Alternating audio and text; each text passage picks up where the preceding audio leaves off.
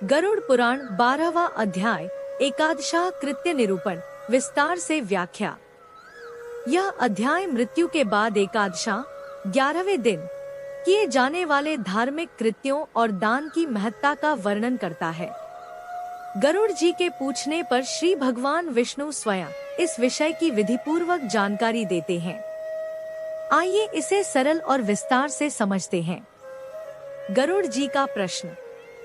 गरुड़ जी भगवान से पूछते हैं, हे सुरेश्वर, कृपया मुझे बताइए कि मृत्यु के 11वें दिन क्या क्या धार्मिक कार्य करने चाहिए और वृषोत्सर्ग बैल का दान की विधि क्या है। भगवान विष्णु का उत्तर। भगवान विष्णु गरुड़ जी से कहते हैं कि एक एकादशा 11वें दिन की महत्ता। मृत्यु के 10वें दिन तक जितने भी संस्कार और कर्म होते हैं वे अधिकतर मौन मंत्रों के उच्चारण के बिना किए जाते हैं, परंतु 11वें दिन का पिंडदान प्रेत को अर्पित पिंड मंत्रों के साथ करना चाहिए, क्योंकि यह प्रेत की आत्मा को गति देने वाला, उसे यमलोक या पितृलोक की ओर अग्रसर करने वाला होता है। 2. ब्राह्मणों का निमंत्रण। ब्राह्मणों को आमंत्रित करें जो वेदशास्त्रों का ज्ञान रखते हों। उनके सामने हाथ जोड़कर मृत आत्मा की शांति और मोक्ष के लिए प्रार्थना करें। 3. आचार्य की भूमिका। कर्मकांड के आचार्य पंडित स्नान करके शुद्ध हो जाएं और फिर विधिपूर्वक धार्मिक कृत्यों की शुरुआत करें। 4. मूर्तियों की स्थापना। भगवान बताते हैं कि एकादशाह के दिन 4 मुख्य देवताओं की मूर्तियों की स्थापना की जानी चाहिए। इन मूर्तियों को धातु से बनवाया जाता है और चारों दिशाओं में स्थापित किया जाता है। देवता मूर्ति किससे बने। दिशाकलश में क्या भरेम वस्त्र का रंग विष्णु सोना, सुवर्ण, पश्चिम गंगाजल पीला ब्रह्माचादि, रजत, पूर्वदूत व जलस्फेद रुद्र, शिव, तांबा, ताम्र, उत्तर मधु व घृत, शहद घी, लाल यमराज लोहा, लौह, दक्षिण इंद्रोदक, वर्षा जल, काला। हर दिशा में एक कलश रखा जाता है और उस पर संबंधित वस्त्र से मूर्ति को सजाकर स्थापित किया जाता है। इन विधियों का उद्देश्य। इन सभी कृत्यों का उद्देश्य मृतात्मा को यमलोक के मार्ग में सहायता देना, उसे शुभ गति प्रदान करना और परलोक की यात्रा को सरल बनाना है। श्राद्ध विधि और मृत आत्मा की शांति हेतु अनुष्ठान। कुशमयी प्रेत प्रतिमा की स्थापना। सबसे पहले 2 लोगों के बीच मध्य में एक पवित्र मंडल बनाया जाता है। यह मंडल एक तरह की धार्मिक आकृति होती है जो अनुष्ठान की पवित्रता बनाए रखने के लिए बनाई जाती है। इस मंडल के बीच में कुश, एक प्रकार की पवित्र घास से बनी हुई एक प्रेत की प्रतिमा, मृतक का प्रतीक, स्थापित की जाती है। दक्षिणाभिमुख और अपसव्य होकर तर्पण। इसके बाद तर्पण किया जाता है जिसमें पवित्र जल और तिल आदि अर्पित करके पितरों को तृप्त किया जाता है। तर्पण करते समय व्यक्ति का मुख दक्षिण दिशा की ओर होता है और उसे अपसव्य पवित्र वस्त्र को दाहिने की बजाय बाएं कंधे पर डालकर रहना होता है। देवताओं का तर्पण। इसके बाद विष्णु, ब्रह्मा, शिव और धर्मराज, यमराज का तर्पण वेद मंत्रों के साथ किया जाता है। होम, श्राद्ध और दान। तर्पण के बाद होम, अग्नि में आहुति किया जाता है। फिर श्राद्ध, पितरों के निमित्त भोजन आदि अर्पण किया जाता है। साथ ही 10 घट, पात्र आदि का दान ब्राह्मणों को दिया जाता है। गोदान, गाय का दान। इसके बाद पितरों की मुक्ति के लिए गोदान किया जाता है। गोदान करते समय यह कहना होता है, हे माधव, यह गाय मैं आपकी प्रसन्नता के लिए दान कर रहा हूँ। कृपया इस गोदान से प्रसन्न हो। मृतक द्वारा उपयोग की गई वस्तुओं का दान। मृत व्यक्ति द्वारा प्रयुक्त वस्तुएं जैसे आभूषण, वस्त्र, वाहन, घी से भरे कांसे के पात्र, 7 प्रकार के अन्न, तिल आदि वस्तुएं जो उसे प्रिय थीं, इन सब का दान किया जाता है। ये वस्तुएं मृतक की अंतिम शैया के पास रखकर शैया सहित दान कर दी जाती हैं। ब्राह्मण पूजन और भोज। ब्राह्मणों के चरण धोकर उन्हें वस्त्रादि देकर पूजन किया जाता है। इसके बाद मोदक, मिठाई, पुआ, दूध जैसे पकवान उन्हें भोजन में अर्पित किए जाते हैं। स्वर्ण प्रतिमा की स्थापना और मृतशैया का दान। अंत में मृतक की शैया, जिस पर शव रखा गया था, पर एक स्वर्ण पुरुष की प्रतिमा स्थापित की जाती है। इस स्वर्ण प्रतिमा की पूजा की जाती है और फिर मृतशैया का विधिपूर्वक दान किया जाता है। निष्कर्ष, यह संपूर्ण प्रक्रिया मृत आत्मा की शांति, मोक्ष तथा पितरों की तृप्ति के लिए की जाती है। इसमें विधिवत तर्पण, दान और पूजा के द्वारा ईश्वर को प्रसन्न किया जाता है और मृतक की आत्मा को सद्गति देने की प्रार्थना की जाती है। 1. शय्यादान की विधि और महत्व। जब किसी मृत व्यक्ति के लिए विधिपूर्वक सभी कर्मकांड किए जाते हैं, तब एक महत्वपूर्ण कार्य होता है शय्यादान, अर्थात मृतक की अंतिम शैया, जिस पर उसका शरीर रखा गया था, का दान। शय्यादान की विधि। शय्यादान के समय एक विशेष मंत्र बोला जाता है। हे विप्र, प्रेत की प्रतिमा से युक्त और सभी प्रकार के उपकरणों से सुसज्जित यह प्रेतशैया मैं आपको अर्पित कर रहा हूँ। इस मंत्र का उच्चारण करके मृतक के परिवार का कोई सदस्य, आमतौर पर पुत्र, यह शैया एक योग्य ब्राह्मण, परिवार के ही आचार्य या कुटुंबी ब्राह्मण को समर्पित करता है।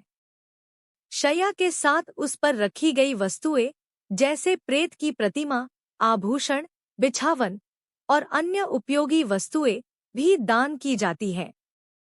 इसके बाद उस स्थान की प्रदक्षिणा, दाएं घूमते हुए परिक्रमा करके ब्राह्मण को प्रणाम किया जाता है। इसके बाद विसर्जन किया जाता है, यानी यह मान लिया जाता है कि मृत आत्मा की विदाई हो चुकी है और उसे अब उच्च लोक की प्राप्ति होगी। ऐसा करने से प्रेत, मृतक को परम गति प्राप्त होती है, अर्थात वह मुक्त होकर पितृलोक या अन्य श्रेष्ठ लोकों में पहुंचता है। 2.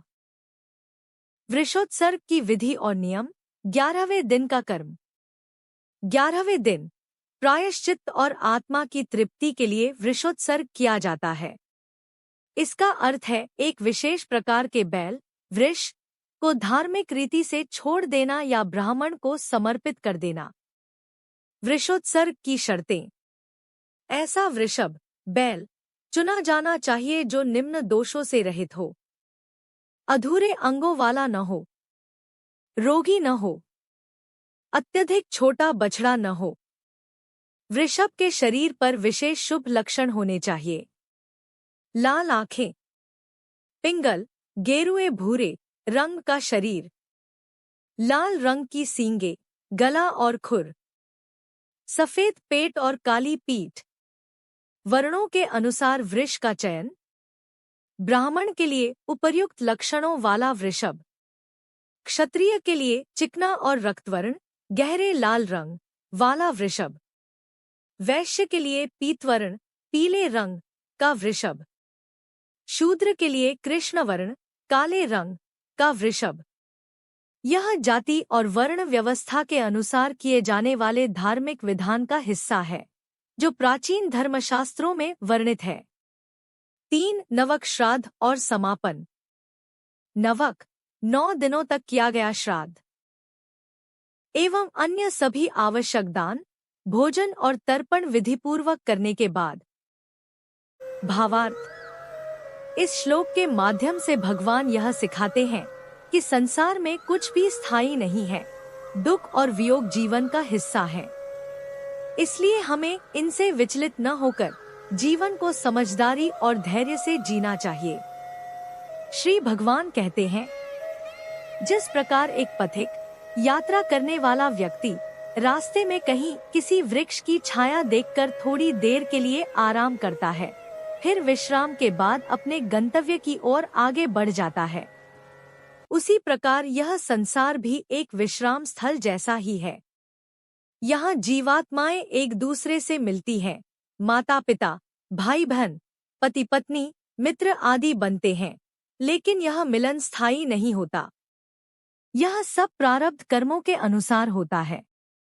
जीव अपने कर्मों का फल भोगता है और जब उसका समय पूरा हो जाता है तो वह अपने अगले गंतव्य की ओर, अगले जन्म या मोक्ष की ओर चला जाता है।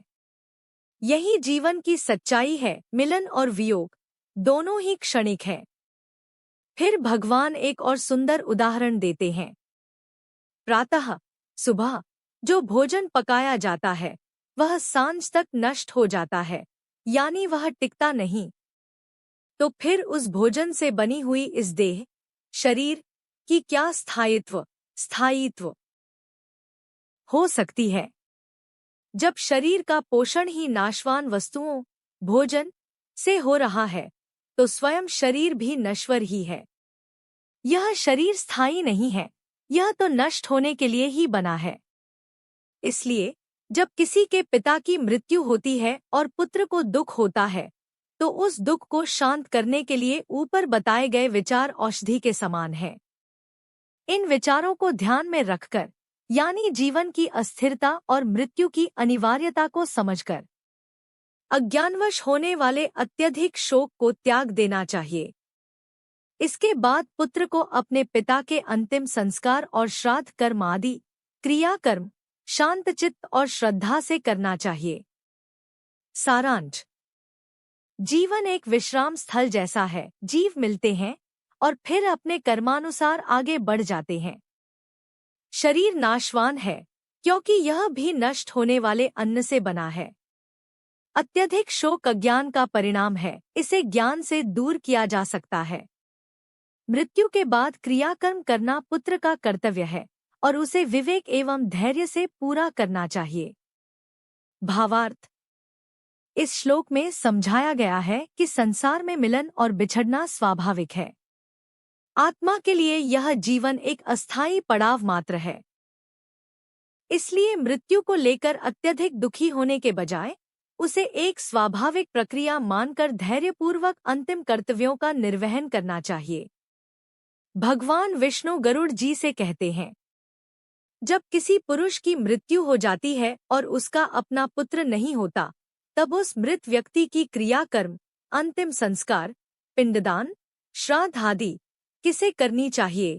यह बहुत महत्वपूर्ण प्रश्न है, क्योंकि इन कर्मों से ही आत्मा को शांति और गति मिलती है। इसलिए ऐसी स्थिति में कर्तव्य का यह क्रम बताया गया है। सबसे पहले उसकी पत्नी को यह क्रिया करनी चाहिए। यदि पत्नी जीवित हो और सक्षम हो तो वह यह धार्मिक कर्म संपन्न करे। यदि पत्नी नहीं है तो उसके सगे भाई, सहोदर भाई को यह कार्य करना चाहिए, मतलब वही भाई जो उसी माँ और पिता से जन्मा हो। अगर सहोदर भाई भी न हो तो यह जिम्मेदारी आती है किसी ब्राह्मण शिष्य पर, यानी वह ब्राह्मण जो मृत व्यक्ति का धार्मिक शिष्य हो। और अगर शिष्य भी न हो तब यह कर्म कोई सपिंडी व्यक्ति करे। सपिंडी मतलब ऐसा संबंधी जो मृतक के रक्त संबंधों, वंशजों में आता हो, जैसे चचेरा भाई, भतीजा इत्यादि। 1. वृषोत्सर्ग से पूर्वजों की मुक्ति। ऐसा माना गया है कि यदि किसी व्यक्ति के पूर्वज रौरव आदि भयानक नरकों में यातनाएं भोग रहे हों, तो वह व्यक्ति यदि विधिपूर्वक वृषोत्सर्ग करता है तो अपने 21 पीढ़ियों के पितरों को भी मुक्ति दिला सकता है। यह कार्य इतना पुण्यदायी माना गया है कि स्वर्ग में स्थित पितर भी वृषोत्सर्ग की आशा करते हैं। वे सोचते हैं, हमारे वंश में कोई ऐसा पुण्यात्मा पुत्र होगा जो वृषोत्सर्ग करेगा, जिससे हमें भी परम गति प्राप्त होगी। वे यह भी कहते हैं कि सभी यज्ञों में वृष यज्ञ, वृषोत्सर्ग सर्वोत्तम है, क्योंकि यह मोक्ष देने वाला है। इसलिए पितरों की मुक्ति के लिए हर मनुष्य को चाहिए कि वह विधिपूर्वक और पूर्ण श्रद्धा से वृषोत्सर्ग करे। 2. वृषोत्सर्ग की विधि और तैयारी। वृषोत्सर्ग केवल बैल को छोड़ना भर नहीं है, यह एक विशेष धार्मिक अनुष्ठान है जिसमें पूजा, मंत्रोच्चार और प्रतीकात्मक कर्म किए जाते हैं। ग्रहों की पूजा और होम। वृषोत्सर्ग करने वाला व्यक्ति पहले नवग्रहों की स्थापना करता है। फिर उपयुक्त वैदिक मंत्रों से ग्रहों की पूजा करके होम अग्निहोत्र करता है। गायों की पूजा। वृषभ की माता गाय का पूजन करना भी अनिवार्य है। शास्त्रों के अनुसार गाय स्वयं अत्यंत पवित्र मानी जाती है और वृषभ उसी की संतान होता है। 3. बछड़े और बछड़ी का विवाह संस्कार, वृषवधू अनुष्ठान। यह अनुष्ठान एक प्रतीकात्मक विवाह जैसा होता है, जिसमें बछड़े और बछड़ी को वर और वधू के रूप में सजाया जाता है। यह प्रक्रिया इस प्रकार होती है। एक बछड़ा और बछड़ी चयनित किए जाते हैं। उनके पैरों में कंकण, धागे या चूड़ी जैसे बंधन बांधे जाते हैं। फिर उन्हें स्तंभ, खंभे में बांधा जाता है। यह ठीक वैसे ही होता है जैसे विवाह में वरवधू मंडप में एक साथ बंधे होते हैं। 4. स्नान, पूजा और प्रतीक चिन्ह। बछड़ा और बछड़ी को रुद्रकुंभ, भगवान रुद्र को अर्पित जल से स्नान कराया जाता है। फिर उन्हें गंध, सुगंधित लेप, पुष्पमाला आदि से सुशोभित किया जाता है। पूजा के बाद उनकी प्रदक्षिणा 3 बार परिक्रमा की जाती है। वृष पर विशेष चिन्ह बनाए जाते हैं। वृष के दक्षिण भाग पर त्रिशूल, भगवान शिव का प्रतीक, बनाया जाता है और वाम भाग पर चक्र, भगवान विष्णु का प्रतीक, बनाया जाता है। 5. वृष को छोड़ते समय बोले जाने वाला मंत्र। जब यह सब विधिपूर्वक पूर्ण हो जाए, तब वृषभ को छोड़ते हुए पुत्र को हाथ जोड़कर निम्न मंत्र का उच्चारण करना चाहिए। पूर्वकाल में ब्रह्मा द्वारा निर्मित तुम वृषरूपी धर्म हो। तुम्हारे उत्सर्ग से तुम हमें संसार के भवसागर से पार लगाओ। यह मंत्र दर्शाता है कि वृष धर्म का प्रतीक है और उसका त्याग करने से संसार के बंधन से मुक्ति मिलती है। निष्कर्ष। वृषोत्सर्ग केवल एक पशु का दान नहीं, बल्कि एक प्रतीकात्मक मोक्ष यज्ञ है, जिसमें ब्रह्मा, शिव, विष्णु के चिन्हों द्वारा धर्म की स्थापना होती है। पूर्वजों की आत्मा को नरक यातनाओं से मुक्ति मिलती है। स्वर्गवासी पितर भी इससे परम गति को प्राप्त होते हैं। यह कर्म न केवल मृतकों का कल्याण करता है, बल्कि करने वाले को भी भवसागर से मुक्ति और पुण्य प्रदान करता है। वृषोत्सर्ग का महत्व और विधि। जब हम बछड़े और बछड़ी को छोड़ने लगे, तब एक विशेष मंत्र के साथ उनका सम्मानपूर्वक नमस्कार करते हैं। इस मंत्र के माध्यम से भगवान विष्णु यह प्रतिज्ञा करते हैं कि जो कोई भी इस प्रकार से वृषोत्सर्ग करता है, मैं उसे हमेशा वर, आशीर्वाद प्रदान करता हूँ और उसके पूर्वजों को मोक्ष की प्राप्ति होती है। इसलिए वृषोत्सर्ग का कर्म अवश्य करना चाहिए। जीवन में वृषोत्सर्ग का फल। यह केवल मृतक के लिए ही नहीं, जीवित व्यक्ति के लिए भी अत्यंत शुभ फल देने वाला कर्म है। यदि कोई पुत्रहीन व्यक्ति स्वयं वृषोत्सर्ग करता है, तो वह अपने उद्देश्य को प्राप्त करके परम शांति एवं मोक्ष को प्राप्त होता है। इसका प्रभाव इतना शक्तिशाली है कि इससे उसे जन्म मृत्यु के चक्र से मुक्त होने का वरदान मिलता है। वृषोत्सर्ग का शुभ समय। वृषोत्सर्ग के लिए समय और माह का विशेष ध्यान रखना चाहिए। इसे विशेष शुभ कालों में करना चाहिए, जैसे कार्तिक मास और अन्य शुभ मास। सूर्य के उत्तरायण काल में, शुक्ल पक्ष या कृष्ण पक्ष की द्वादशी तिथि को, सूर्य या चंद्र ग्रहण के समय, पवित्र तीर्थ स्थानों में, दोनों अयन संक्रांतियों, मकर और कर्क राशि की संक्रांतियां, विषुवत संक्रांतियां, मेष और तुला राशि की संक्रांतियां। ऐसे शुभ मुहूर्त में पवित्र स्थान पर मन को समाहित करके विधि विशेष जानने वाले शुभ लक्षणों से संपन्न ब्राह्मण को बुलाकर जप, होम और दान के साथ शरीर और मन की पवित्रता स्थापित करनी चाहिए। श्राद्ध में शालग्राम की स्थापना। श्राद्ध के दौरान शालग्राम की स्थापना करनी चाहिए, क्योंकि वह भगवान विष्णु का रूप है और वैष्णव श्राद्ध के द्वारा पूर्वजों की आत्मा को शांति मिलती है। उसके बाद उचित विधि से श्राद्ध पूरा करें और ब्राह्मणों को दान देकर पुण्य कमाएं। वृषोत्सर्ग से मिलने वाले आध्यात्मिक लाभ। जो भी व्यक्ति अपुत्र हो या पुत्रवान, यदि वृषोत्सर्ग करता है, उसकी सभी मनोकामनाएं पूरी होती हैं। अग्निहोत्र और अन्य यज्ञों से मिलने वाला फल वृषोत्सर्ग से प्राप्त होने वाले पुण्य की तुलना में कम है। जीवन के सभी अवस्थाओं, बाल्य, कौमार्य, यौवन और वृद्धावस्था में किए गए पाप भी वृषोत्सर्ग से नष्ट हो जाते हैं।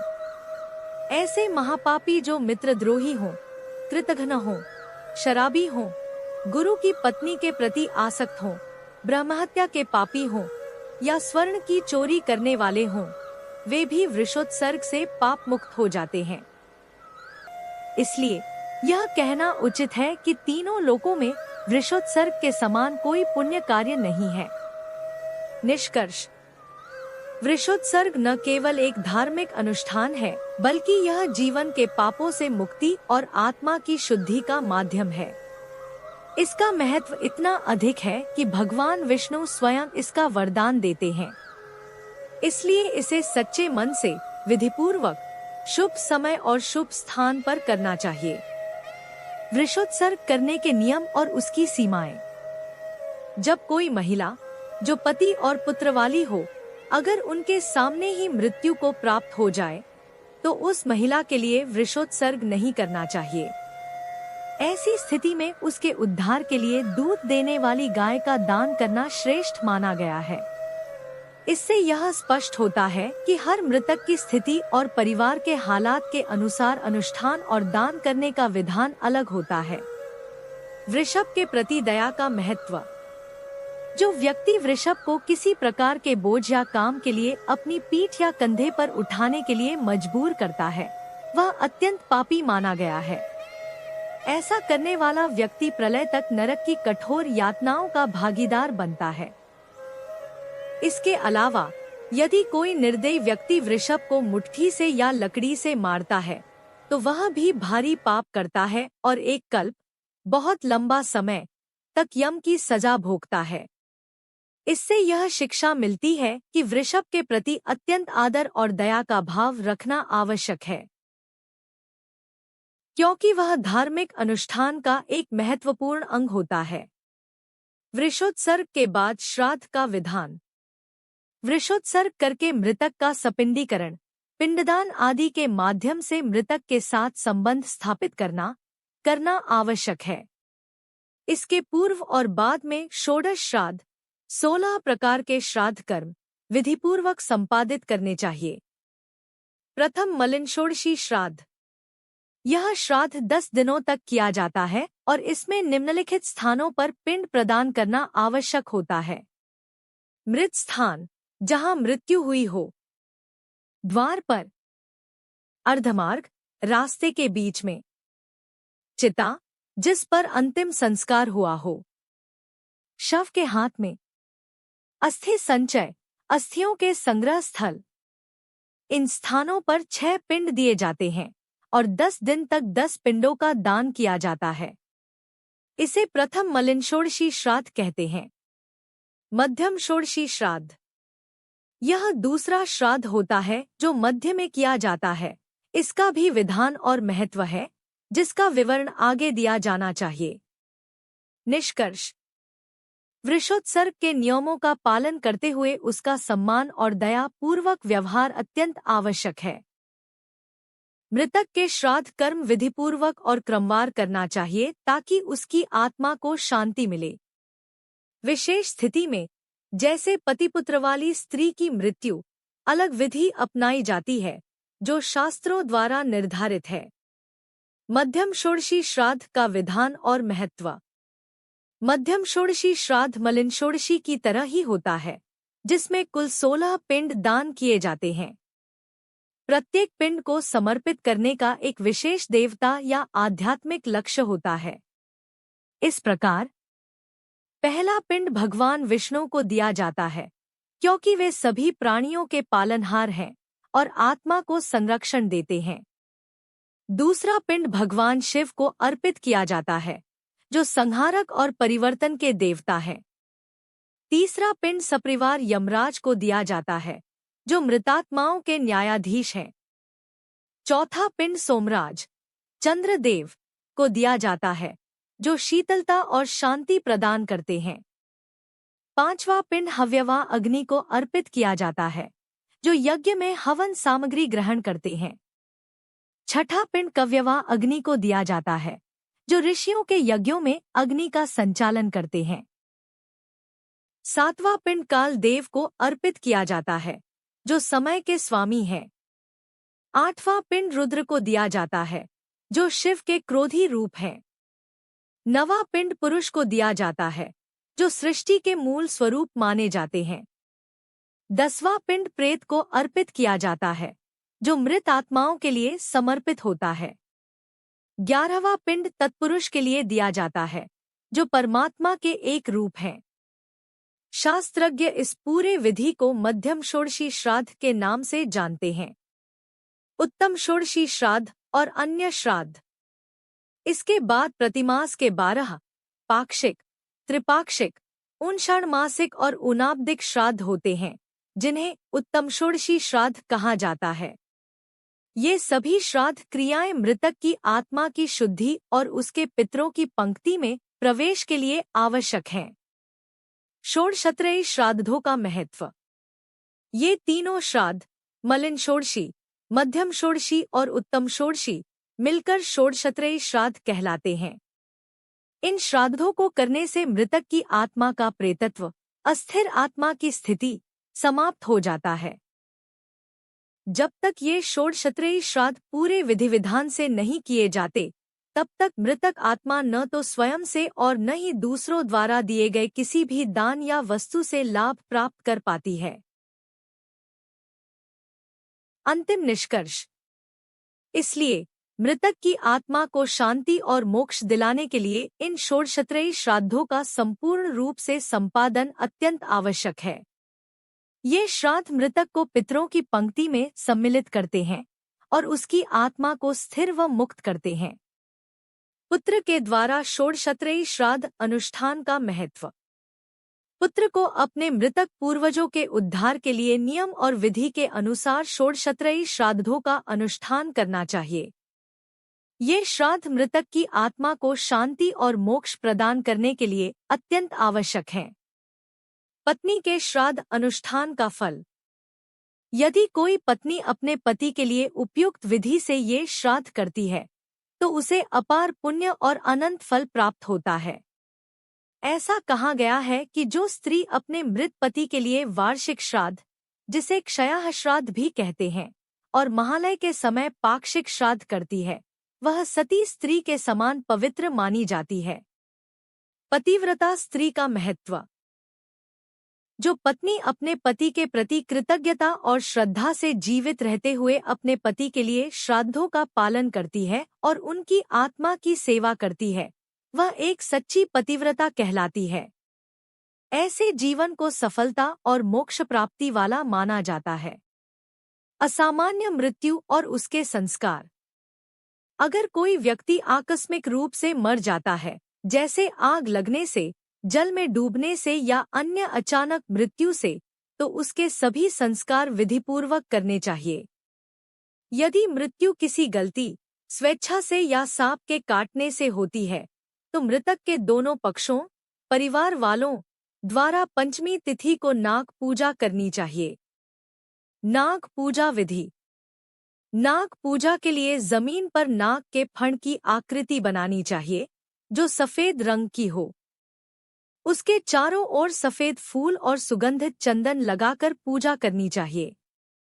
धूप और दीप जलाए जाएं तथा तिल और तंडुल, चावल चढ़ाए जाएं। कच्चे आटे का नैवेद्य और दूध भी अर्पित किया जाना चाहिए।